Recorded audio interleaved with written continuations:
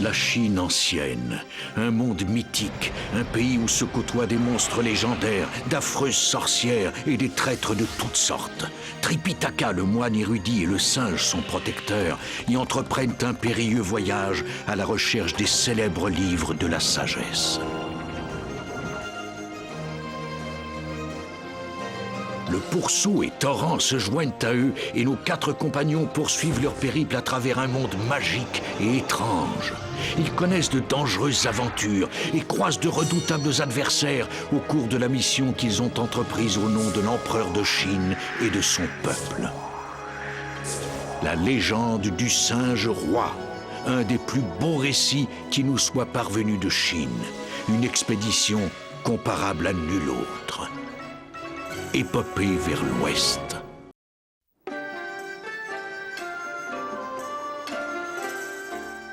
Tripitaka, le moine sage, avait rêvé que l'affreuse ours de la montagne du vent noir lui avait volé sa robe magique. Le singe, son fidèle compagnon, s'envola aussitôt vers l'antre du monstre. Il était prêt à utiliser tous les tours de magie qu'il connaissait pour arracher la précieuse robe des mains de l'ours cruel. Quand le singe parvint à la grotte, l'ours et ses amis étaient en pleine réjouissance. Ours, mon frère, vas-tu nous dire ce que nous sommes venus célébrer exactement? Oui, nous mourrons d'envie de savoir. Eh, futez comme vous l'êtes, voyons si vous allez deviner. Oh, à mon avis, nous sommes là pour rendre hommage à ma grande beauté. Bonne idée. Il faut bien dire que notre cher vipère est une vraie perle.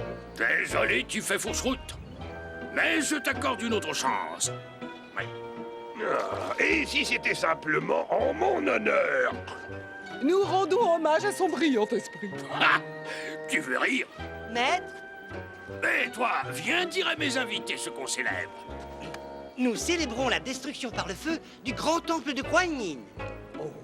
C'est nous qui avons attisé les flammes pour qu'elles deviennent brasiers. Et les 2 pèlerins ont dû abattre la porte avant de s'enfuir.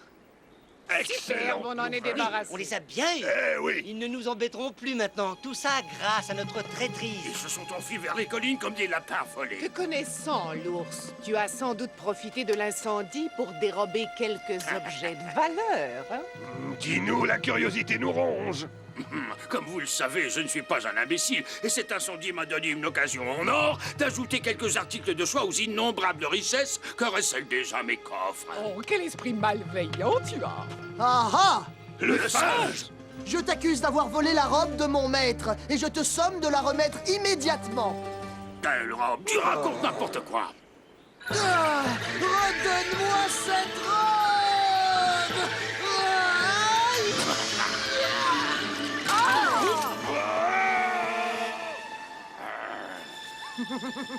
Et tu vas pas te lamenter pour un bol de lait. Allez vite, rends-moi cette robe. Tu vas regretter ton insolence! Apportez-moi ma lance! Le singe allait devoir affronter un adversaire redoutable, car l'ours qui avait bien volé la robe était prêt à tout pour la garder. Tes accusations sont fausses. Prépare-toi à payer chèrement. Je dis la vérité.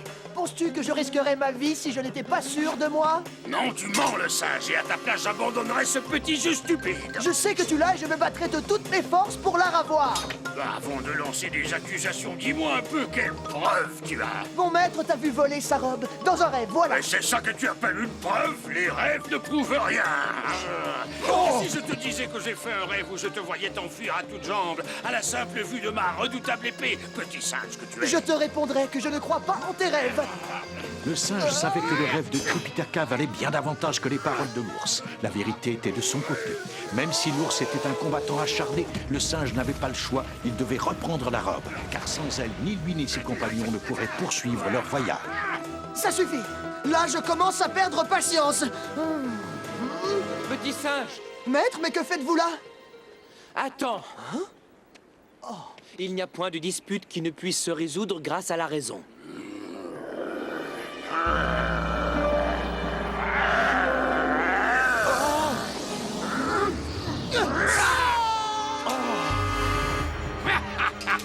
Moi, c'est ce que j'appelle raisonner. Attendez, vous avez beaucoup à apprendre. Celui qui a recours à la violence risque d'en être victime à son tour.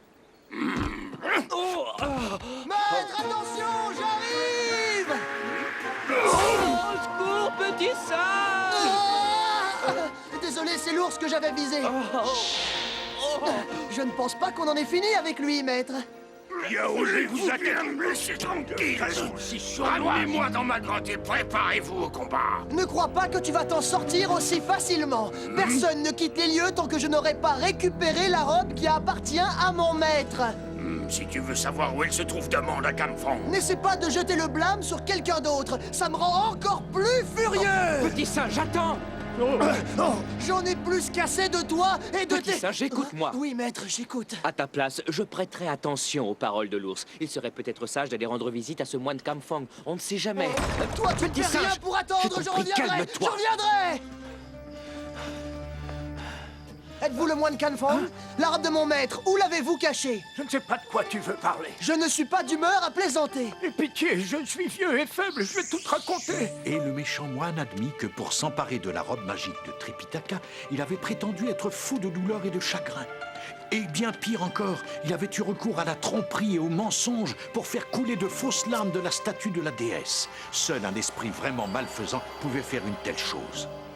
Oh, ces larmes sont un signe. J'exaucerai ta volonté. Oh, merci mille fois, moine vénéré. Je t'en prie, relève-toi. Tripitaka n'avait écouté que son cœur et il avait été ignominieusement trompé. Tu seras à moi pour toujours. Camfong voulait s'emparer de la robe depuis longtemps et il avait patiemment attendu que l'occasion se présente. Sans hésiter, il revêtit le vêtement qui devait lui conférer d'immenses pouvoirs. Pourtant, tu as l'air bien quelconque. Tout à coup, les choses prirent une autre tournure. Oh, ne me serre pas comme ça. Ah, je ne peux plus respirer. Non, non, pitié, desserre ton étreinte. Non, je t'en supplie, libère-moi. Le pauvre homme, tant qu'il aura des idées malveillantes, la robe continuera à le persécuter. Oh, ça va mieux. Ce fut une expérience assez déplaisante. Je trouverai bien le moyen d'arriver à mes fins. Et ce jour-là, mes amis comme mes ennemis n'auront plus qu'à m'obéir. Au moment où Camfong prononça ces mots, la robe resserra brusquement son étreinte.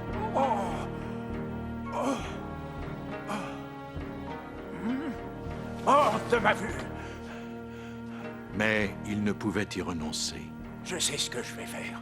Je vais la mettre en lieu sûr jusqu'à ce que je sache comment utiliser ses pouvoirs. Voilà. Ce soir-là, Camfong rassembla ses hommes et ensemble, ils établirent un plan pour se débarrasser de Tripitaka et du singe. Allons-y. Au beau milieu de la nuit, ils se dirigèrent sans bruit vers le temple où dormaient les deux pèlerins et s'apprêtèrent à y mettre le feu.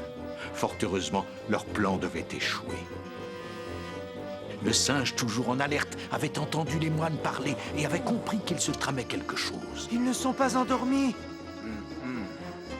Peu importe. Allumez ce feu et envoyez-moi ces pèlerins faire un voyage dont ils ne reviendront pas. Les flammes grimpèrent rapidement le long des murs du temple, mais là encore, le singe se tenait prêt. Il commença par protéger Tripitaka qui dormait toujours. Cela fait, Changement. il se transforma en marmotte et il réussit à échapper aux flammes en se creusant un passage sous terre. Une fois dehors, il se plaça de manière à dominer la situation. Mienne, maintenant. Camfong était certain qu'une fois débarrassé des pèlerins, la robe lui obéirait. Mais le singe n'avait pas dit son dernier mot. Honorable moine, Quoi? Mais... vous pensiez être débarrassé de moi? Eh bien non.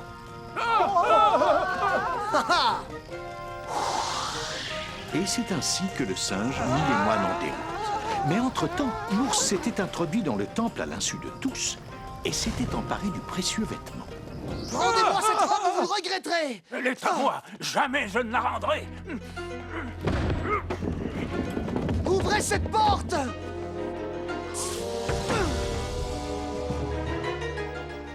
Le singe ne pouvait se résoudre à abandonner la lutte. La robe était bien trop précieuse et bien trop dangereuse pour qu'il se résigne à la laisser entre des mains aussi peu recommandables.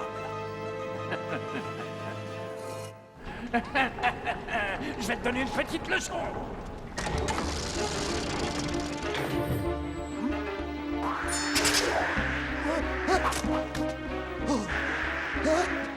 C'est rapide, mais je n'ai pas dit mon dernier mot.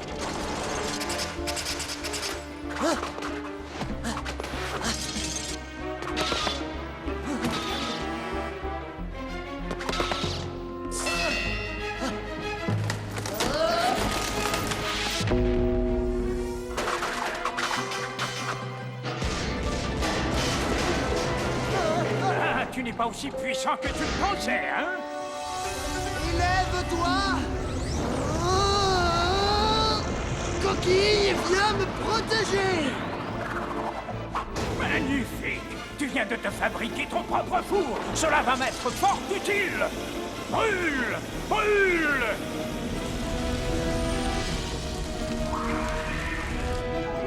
Victoire!